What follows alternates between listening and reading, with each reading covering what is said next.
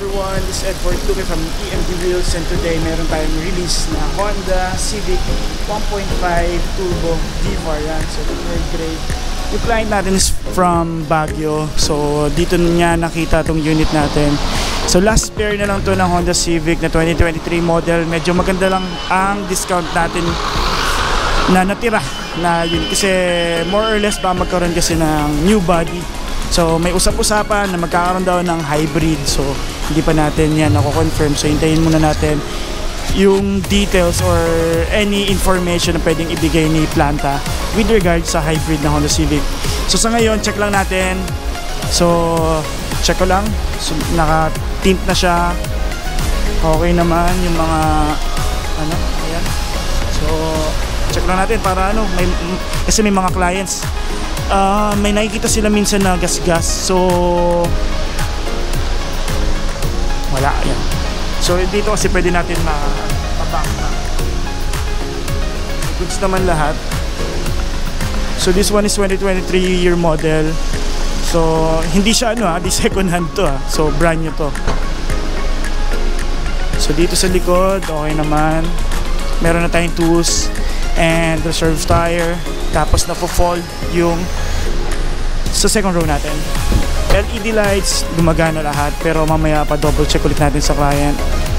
Temporary plate, so nagmamadali kami i-release to ngayon kasi so coding siya ngayon. So dito sa sides yan, so check natin kung may any scratch or dents.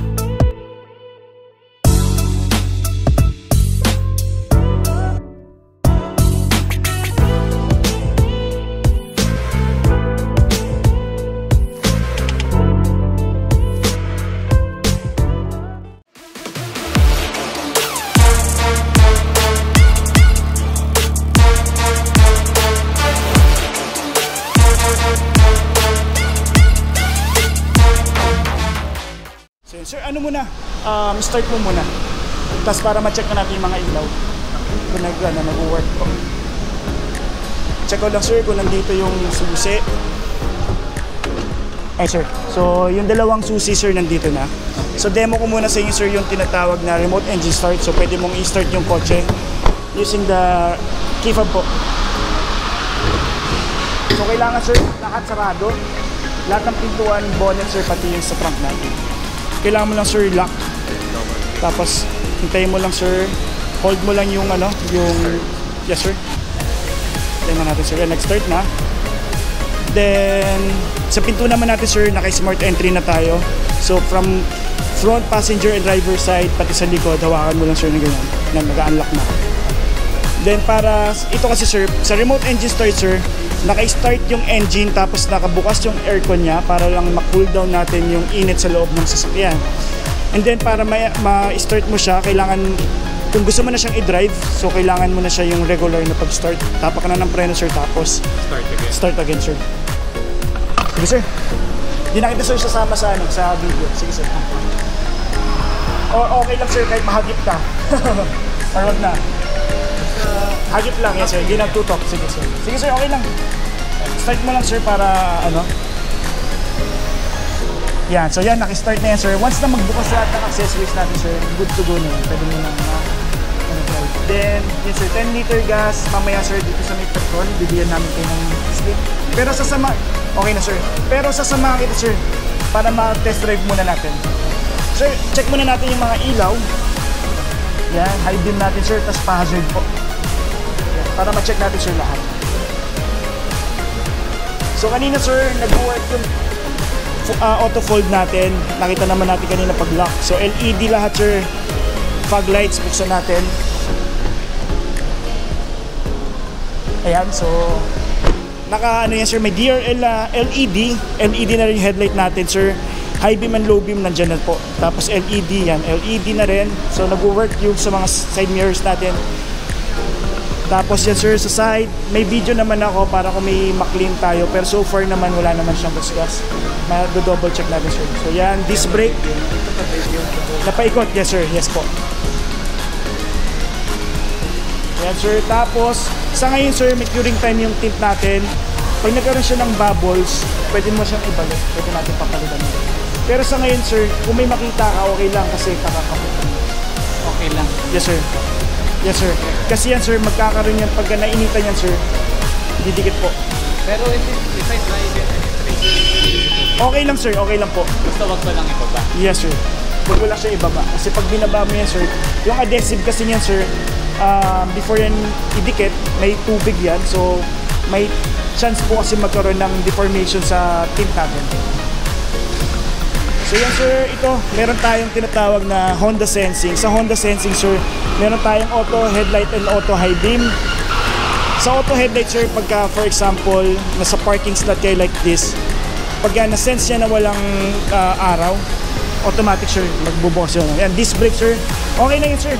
Yung mga rust na yan sir, normal siya. Kasi hindi po siya, hindi siya nadadrive. Pero once na madrive niya yan sir, matatanggal naman siya. Kasi ito sir is, kumbaga, hindi naman siya na-stock up. Kumbaga, pag naulanan kasi sir, talagang mabilis yung rust na magkaganyan. Pero once na mapatakbo mo siya, lahat yan sir ng gulong. Yes sir. Ayan po. So sa likod sir, na-check naman na natin ito. Sir, plate light, LED, re-reverse ko lang sir. Check na sir kung iilaw. And then yung sa, sa brake light po.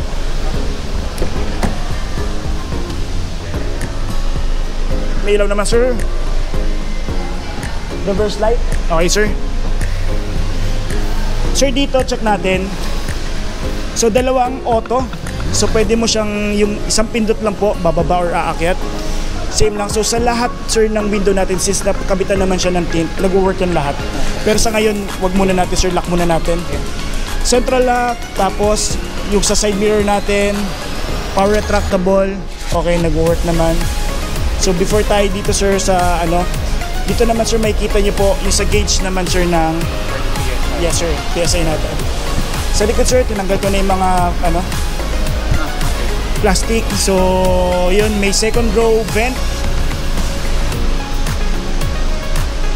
Naipit na sir dito sa buksan ko lang sir, wait lang. Ayan sir. Okay. So yan yung isang kinagandahan sir ng Honda Civic na fold yung second row. Tapos may second row vent tayo sir, and may armrest and cup holder sa gitna. Tapos may tweeter na rin po. So dito sir sa likod, wala naman tayo masyadong pag-uusapan. Check ko lang dito sir kung nag-work. Okay, LED yung sa dome light natin. Sir, okay lang ba dito muna ako sa driver's side? Check muna natin yung mga features po. Sige sir, so dito sir, so far sa exterior natin, okay naman. Baka may ka pa sir. Sige sir, check natin. Sir, ito. Yes sir. Okay. Sir, hintayin na lang din natin yung vanity plate.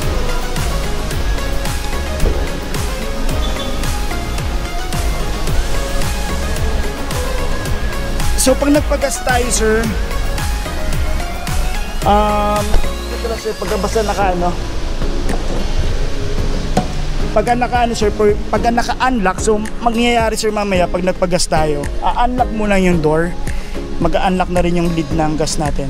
Tapos sa likod naman natin sir, dito pag magbubukas ka ng trunk dito po, so wala na siya ditong mga hatakan. So naka-magnetic yan sir. So ibig sabihin pag nalobat yung kotse mo, hindi mo siya mabubuksan. So dito sir, yan meron tayong piano block. So medyo maselan lang to sir sa mga basahan na medyo nagamit na sa labas or sa exterior po. Tweeters natin sir nandun po. So unahan sa likod po. So dito okay naman, side mirror sir, check lang natin kung nag-work. Okay, kabilang side. Ito na lang magtanong yung mga sir. So dito dome light natin or map light, okay naman, nag-work naman. Okay, vanity mirror na meron siyang illumination sir. Meron siyang ilaw.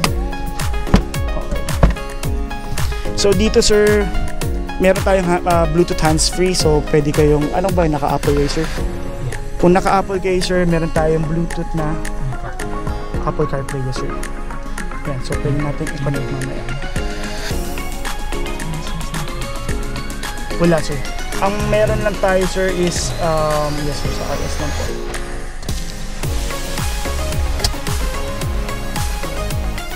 So, number 1 sir, para makakonect mo yung ano natin, yes sir, USB, dapat original sir.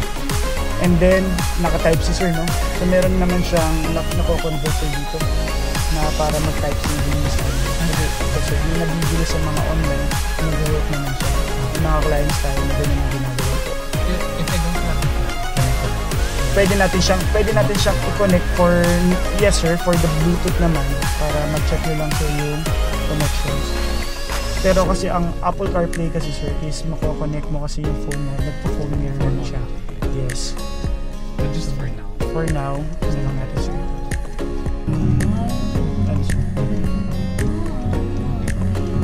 Okay naman sir dyan, no? Kasi more on parang narinig ito sa may right side, left side. Is it Meron not naman. central? Check na natin sir. Sound settings. Fader, balance. Okay naman sir. Sa kanta lang sir. Ano pang meron? Sa infotainment natin sir, yun nga, may Apple CarPlay, Auto Android sir. More on yun na sir. Tapos wala tayong built-in na GPS. Kasi ang GPS natin for the RS na po. So meron lang tayong radio, FM, AM, Bluetooth. That's it lang po. Yes sir. So ngayon sir, hindi na natin makonect since kailangan po. Then yun, USB 12 volts natin sir. Tapos armrest natin yan. Sir, yung isa nyo bang kotse ganito na rin? Naka-park na naman. So okay naman na tayo dito, no? Then dito naman sir, sa side na to, meron tayong Vehicle Stability Assist sir. Vehicle Stability Assist sir, ano ko lang siya? Yeah, Vehicle Stability Assist natin sir, yun yung parang hindi ka mag-oversteer understeering. So safety feature to sir, maganda naka-on lang siya lagi. By default, lagi siyang naka-on naman. Pero kung gusto mong i-off, ang isa nilang inaano dun sa para hindi ma-off sir is para 100% ikaw talagang kumontrol ng kotse. Then ito sir, next naman is yung sa safety naman natin. Ito naman is yung sa Honda Sensing. Sa Honda Sensing, yes sir.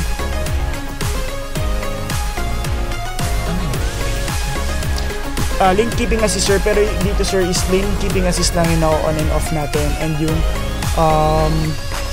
collision mitigation braking system, yun yung magpapreno siya mag-isa. So I can turn that off. Yes sir. How do I know if it's turned on? It says there. Dito sir. Yan sir, pag naka-turn on yan may green sir. Tapos dito sir, home lang kayo, home button. Tapos ito yung scroll sir, baba lang natin, safety support. Push yun lang po to, yung sa may ano. Push again, enter natin. And then ito sir, road departure mitigation sir, yan yung sa may lane keeping assist po natin. And yung collision mitigation braking system, yan naman po yung nagpapreno siya mag-isa. So first, mag-ano muna siya, mag-alarm muna siya or magbibigay muna siya ng ano dito, brake, lalabas yung brake signal. Then once na hindi tayo makapag-preno sir, siya automatic na mag-brake po. And then dito naman sir sa side na to, adaptive cruise control naman siya sir. Adaptive cruise control, yun yung hindi ka na kailangan mag-preno and mag-gas. So i-adapt niya sir yun na sa front vehicle niya. Kasi meron yung type na for the engine natin 1.5, malinis naman na. So PDI naman na siya. Yung pre-delivery inspector natin si Vince, ayan. So na-check niya naman na mabuti. Okay naman siya so far. So baba lang natin yung hood. Ayan, so sa hood natin, ayan, so far wala naman gas-gas. So ayan, okay.